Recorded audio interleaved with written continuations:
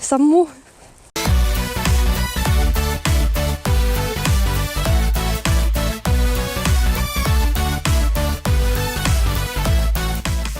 Moikka ja tervetuloa uuden videon pariin.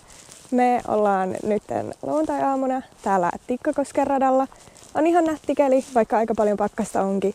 Ja mä en siitä kauheasti tykkää, koska talvi ei lukeudu ihan mun suosikkiaikoihin vuodesta.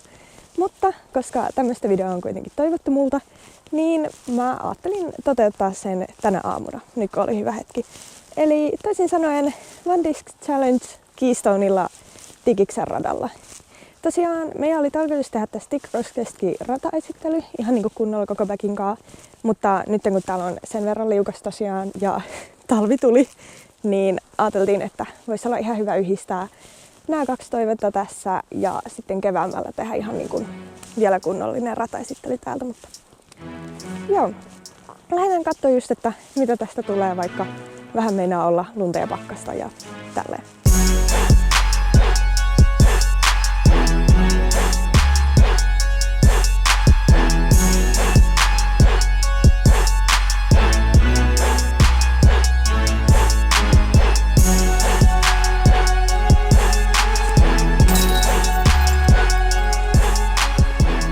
Okei, eli nyt me ollaan täällä Tikkakosken väylällä 1. Tää on tämmönen 65-metrinen ylämäkeen, missä se kori sijoittuu tonne vasemmalle puolelle tätä väylää.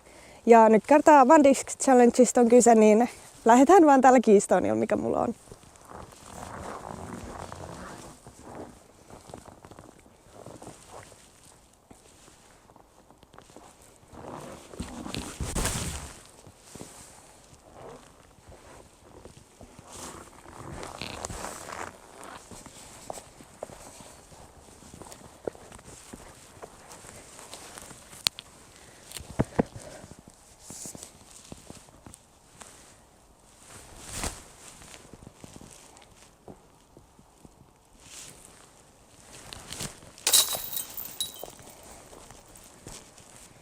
Tuossa ykkösväylällä on tosiaan yllättävän paljon nousua, että vaikka se onkin väylänä itse asiassa aika lyhyt, niin siihen joutuu heittämään yllättävän kovaa, jos korille asti meinaa päästä.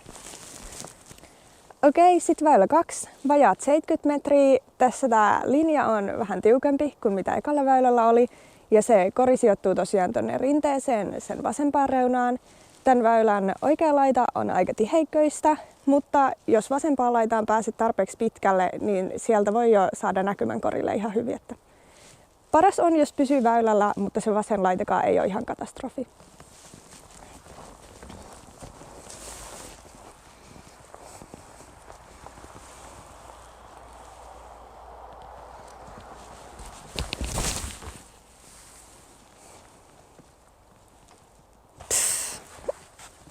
Oli kyllä ihan ihme antsa nyt. Näistä viimeisistä isoista puista kun pääsee, niin se aukeaa pikkasen myös tuolla oikealla, että sieltä voi jo päästä hyvällä tuurilla. Mutta saan nähdä mitä mulle kävi.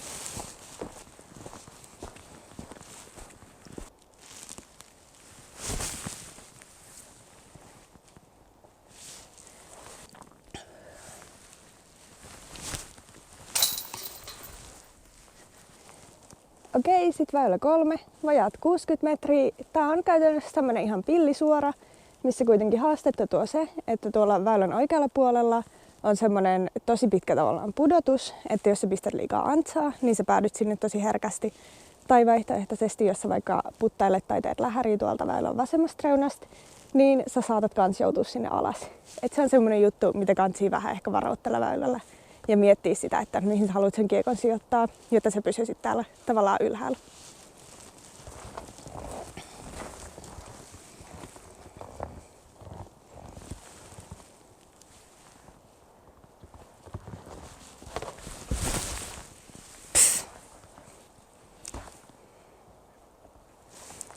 Joo, toi oli nyt sit just semmonen heitto, millä pääsee tosi hyvin tonne alas.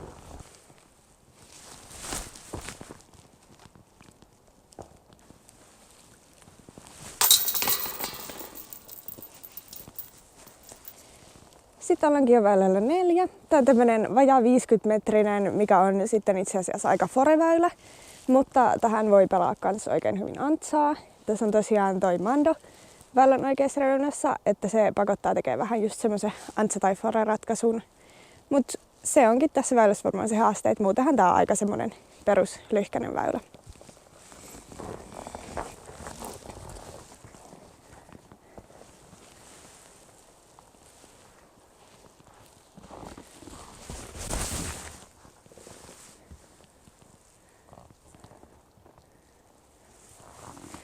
Toi oli semmonen aika tyypillinen peli tähän, mitä näkee ihmisiltä, joilla ei se fore ole niin kauhean vahva.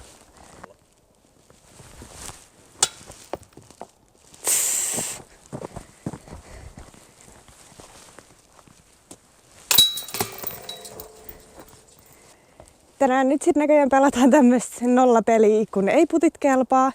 Mutta ei se mitään. Rata jatkuu. Nyt ollaan väylällä 5. Tää on tämmönen about 90-metrinen, aika suora. Tää on semmonen kiva, että tässä on aika paljon tilaa. Saa aika vapaasti valikoida, että mitä tavallaan linjaa haluaa lähteä heittämään. Mutta mulla tosiaan nyt ei ole kauheasti valinnanvaraa tämän mun Keystoneninkaan, että lähdetään vaan heittää.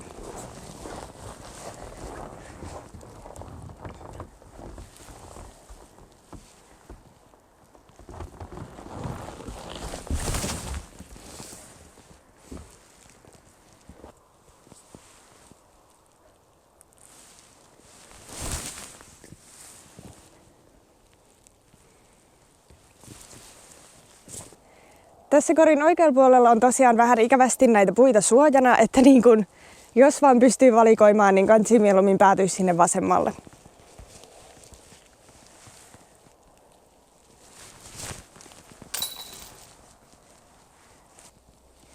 Sitten onkin vuorossa yksi tämän radan hauskimmista väylistä mun mielestä, nimittäin Saariväylä.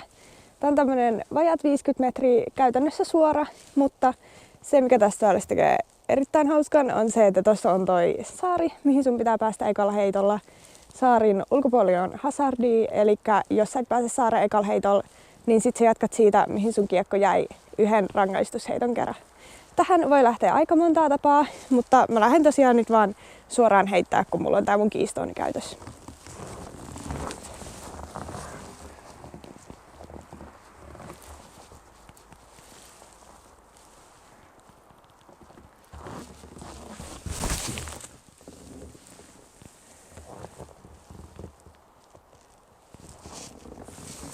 Oli tommonen ihan hyvä perusheitto, millä pääsee varmasti saareen.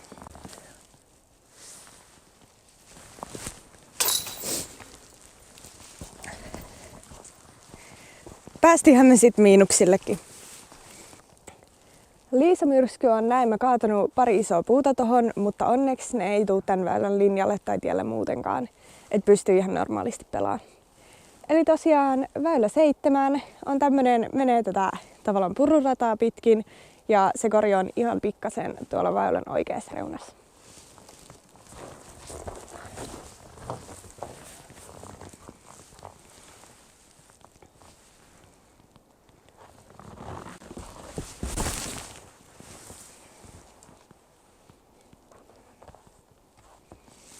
Joo, se ei kyllä nyt ollut yhtään niin kuin mä suunnittelin, mutta joskus voi olla ihan hyvä lähteä tosiaan heittelemään tälleen vaan yhden alivakaan kiekon kanssa kierrokselle, koska se vaatii kuitenkin niin paljon enempi tekniikkaa ja hallintaa, että ne heitot lähtee sillä tavalla, mitä sä haluut. Nyt kun huomaa itselläkin, että kun on muutenkin jo alivakaa kiekko ja sit varsinkin kun sitä on hakattu tosi paljon ja siihen kaupan päälle vielä tämmönen pieni pakkaskeli ja lunta, niin on ihan niin kuin epätavallisen alivakaa ja vähän vaatii mietintää enemmän, että miten sen saa lähtemään silleen, mitä haluaisi.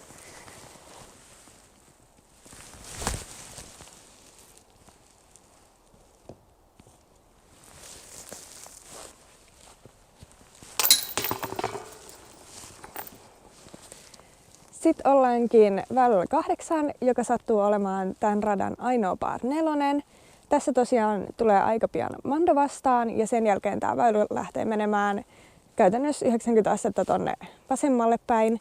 Eli tässä on niinku tarkoituksena tavallaan, että sä teet ensiksi sijoitusheiton joko tuohon tielle tai sitten nykyään se on auennut tuolla myös pidemmällä, että sä voit heittää semmoisen korkean hyssen, joka sitten menee tuolla tavallaan metässä. Että kunhan ei sitten mene niin pitkälle, että menisi pyörätielle, koska se on auttia. Mutta tavallaan eka homma on, että pääset tuosta Mandosta ohi ja sitten siitä voi jo reilu 100 heitolla päästä pelaamaan korille birdia.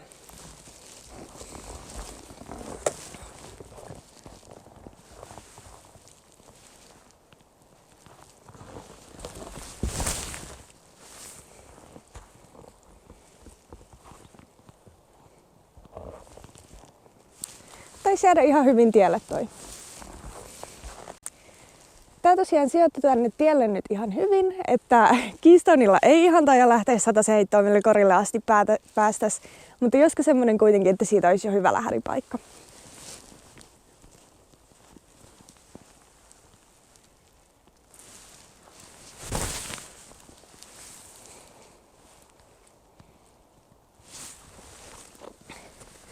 Tänään on selkeästi vähän ongelmia ton liiallisen antsan kanssa.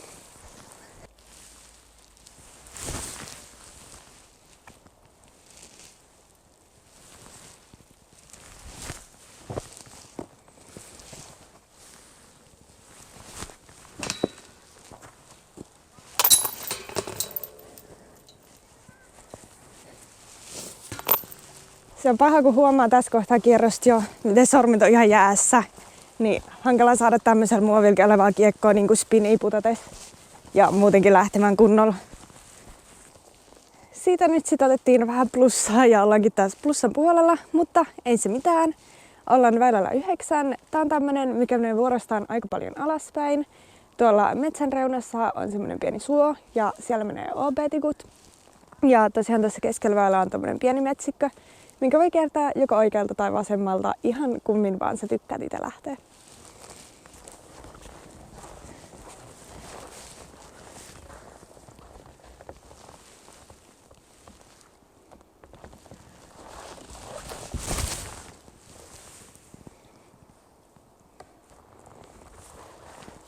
Vähän liian tiukasti pistin ton.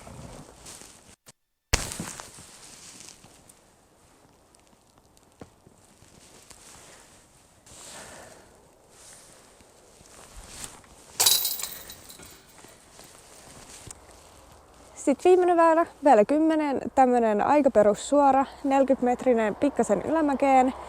Se autti menee tuolla vasenta laitaa ja se jatkuu vähän semmoisena pisaran muotoisena ja lisäksi tuolla korin takana tippuu vähän sen, että sä voit toki lähteä hakemaan holaria tähän, mutta sit jos se ei mene, niin sä herkästi menet sinne pitkäksi auttiin. Lisäksi se kori on vielä pikkasen korotettu semmoisen kannun päällä.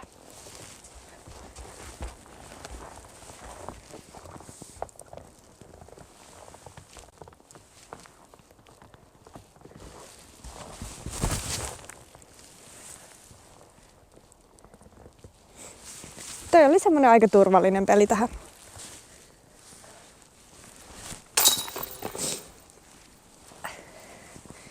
Päästiin kuitenkin vielä takas nollille. Sellainen oli tosiaan Tikkakosken rata ja tää One Disc Challenge mun pelaamana. Tänä aamuna ei kyllä tosiaankaan ollut ihan niin hyvä heittopäivä kuin mitä olisi ehkä halunnut. Että niin kun pikkasen oli keho edelleen jumissa. Aamuherätykset ei ole mun juttu. Mutta ajateltiin kuitenkin tulla tälle ihan ajoissa, koska tää on tosiaan niin suosittu rata, että täällä on muuten tosi paljon porukkaa. Ja nytkin rupesi jo tulemaan ihmisiä heittelee ja oli ennen meitä täällä. Mutta joo, mitä mä nyt päädyin nollaan sen pienen tuplasähläyksen jälkeen, että ei nyt mikään kauhean mahtava tulos.